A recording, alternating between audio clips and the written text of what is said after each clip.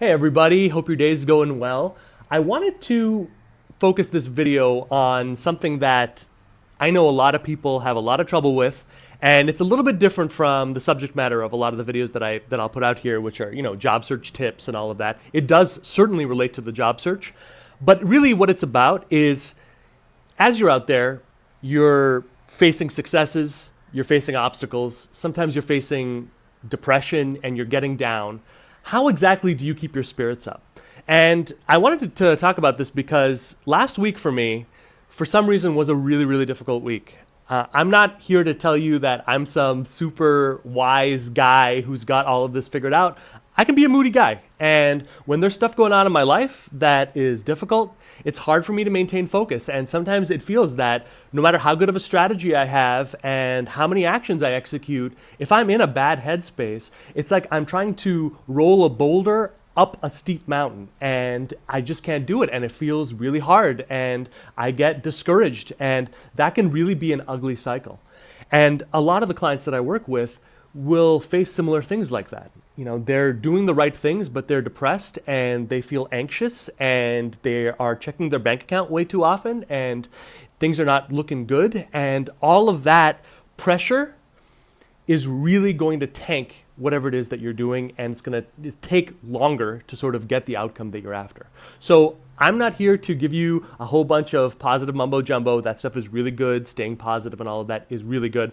I want to give you a couple of actions that I use personally that anyone else can use that really helps me get out of a funk quickly and habitually sort of get to a place where my state feels better. Physically, I feel better. Mentally, I feel better. And I have seen that by doing these actions, just habitually, you can get yourself into a better spot.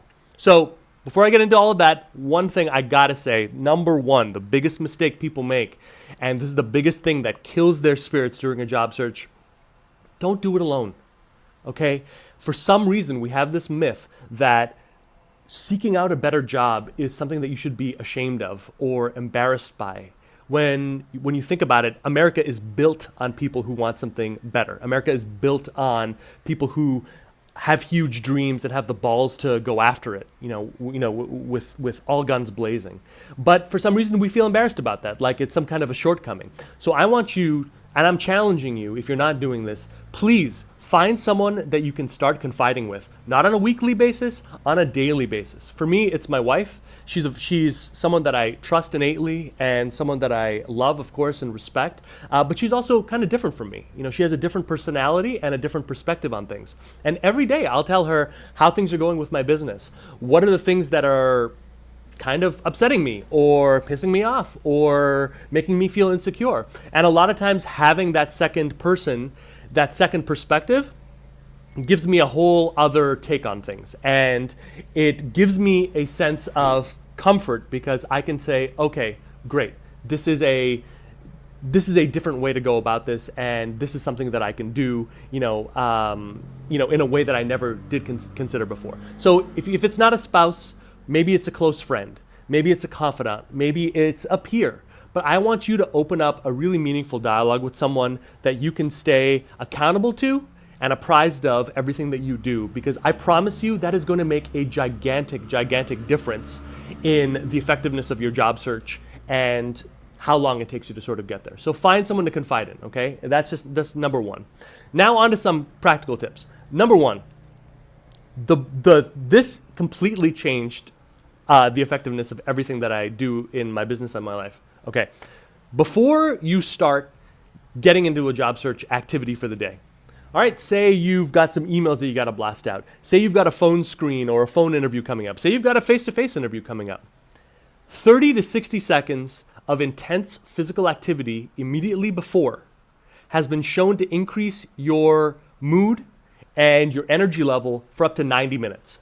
So it's a no-brainer. Everyone should do it. People are lazy. Most people don't. Here's what I want you to do before you get into it. 30 to 60 seconds. I've got a beautiful spot outside my office where I'll do a couple of wind sprints for about a minute, then get in, do what I got to do. Immediately afterwards, exactly the same thing. 30 to 60 seconds of intense physical activity. And it doesn't have to be running. I know people who would rather do anything in the world than run, and that's okay. do some jumping jacks, do some shadow boxing, put on a great song and dance and rock out for about 30 seconds. It makes a gigantic, gigantic difference, because when you're in a funk, your mind is not going to get you out of that. And it took me years and years and years to piece that together, because I would be depressed or I would feel anxious and I would try to think my way out of it. It is never, ever, ever going to happen. It's only going to make the situation worse. Okay, so number one, 30 to 60 seconds. Physical activity immediately before a job search activity, immediately after a job search activity. That is going to boost your energy level and give you an edge, I promise you, because you're really sending a core signal to your brain that we're getting out of this. Give it that medicine that it really needs to sort of get to that level. So that's tip number one. Tip number two, okay?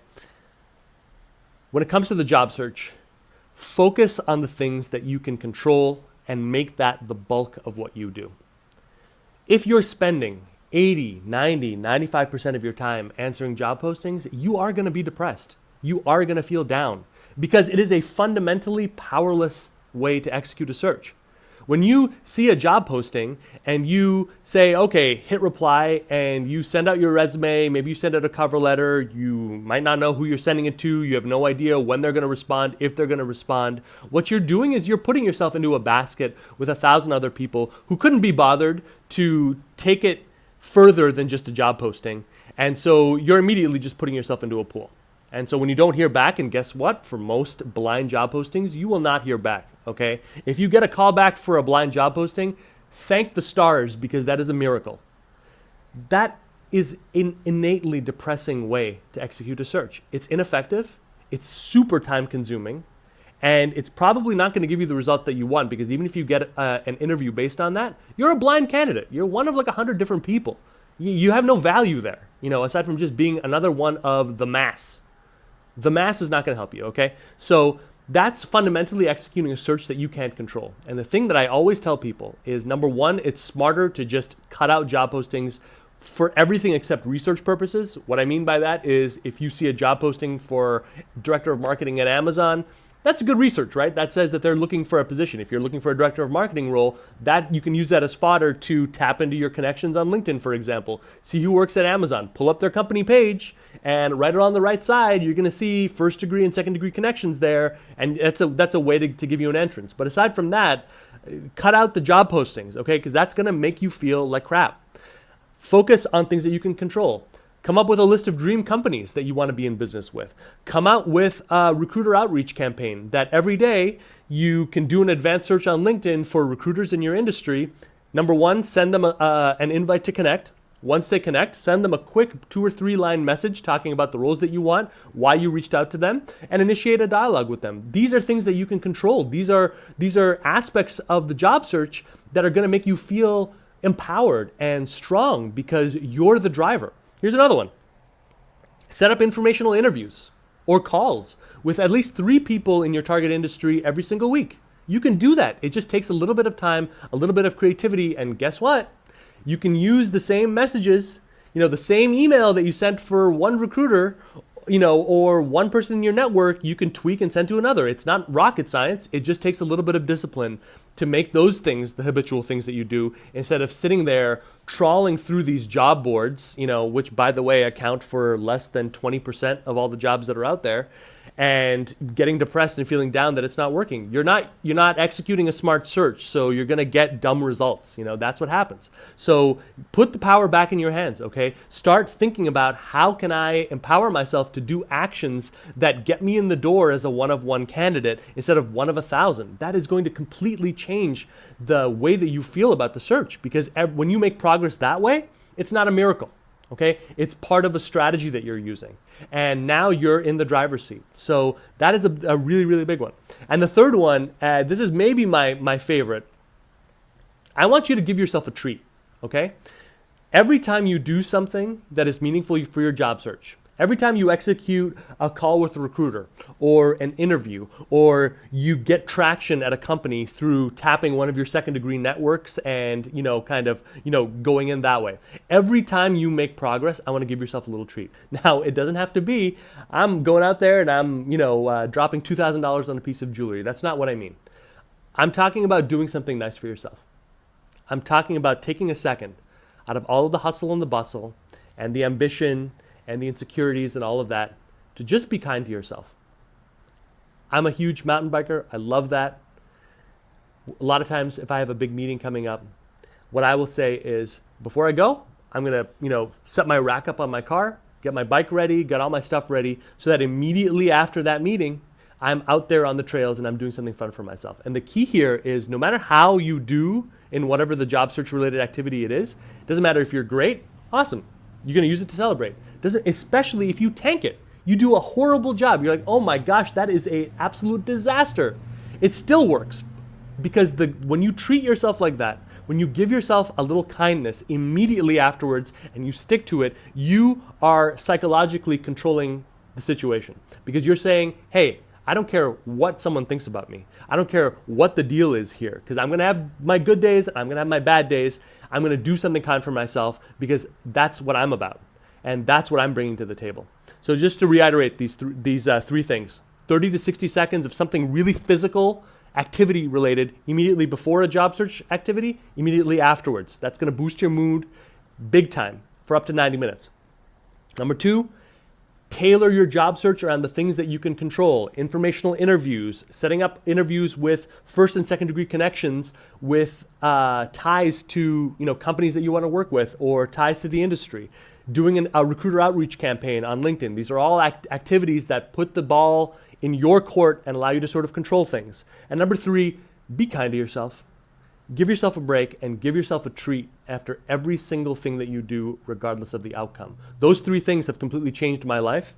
They make me feel better on a daily basis. And I know that if you execute them, are going to really, really make a difference here. So I challenge you now, out of the, people who watch my videos, there's probably going to be like 96% of you who are going to say, yeah, that's good advice. And then you're just going to get back on the internet and look at the next thing and look at the next thing. I want you to go back over this video, make a note, put a Post-it right up somewhere visible in your day. And I want you to do this. I want you to do this daily because that's the difference between the 95 or 98% of people who get a lot of great information, they get all the tools and they do nothing about it. You've got to execute. That is what makes a winner, okay? You've got to bring this into your life and you've got to make this a part of your daily kind of existence. That is going to change this for you. And I sincerely thank you so much for taking the time to listen and get my tips here. I also encourage you to visit upgradeyourjob.com where you can quickly sign up for my private mailing list. You'll get instant access to my 6-point strategy for landing a 6-figure job, and you'll get once a week tips from me directly from my desk based on the work that I do with my C-level clients. It's proven to be a really big help for the people who are part of it. So I hope you'll take some action today and change things around for yourself. And I just wish you the best fortune in the world. Congratulations on having the ambition to go for something better. Thanks again. Have a great day.